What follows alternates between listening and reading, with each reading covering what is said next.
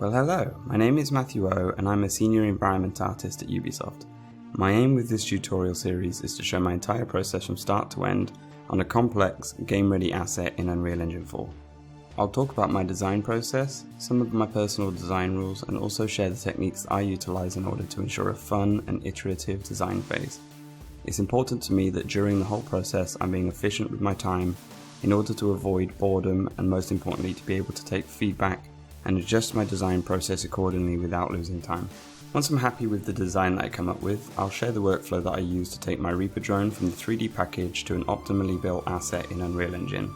My workflow needs to allow for changes in the design and potential feedback at any stage without creating the need for a fresh start on any time-consuming element in the process.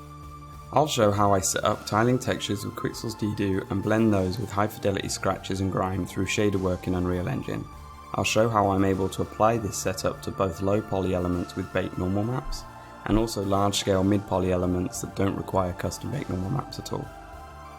The entire process took me around 40 hours to record and has been edited down to just below 8 hours of content. I commentate the process from start to end in order to give an insight into my thought process and workflow.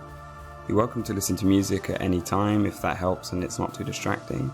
You're also welcome to skip ahead a chapter if anything feels too obvious at any point.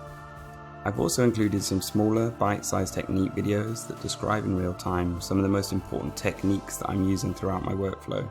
These can be referred back to at any time in order to help you with your workflow, or to just clarify any of the techniques that I'm using throughout the main tutorial videos. Although I've used Modo for my asset production, you're able to recreate all of these techniques in any major 3D package, so hopefully this is as useful to as many artists as possible.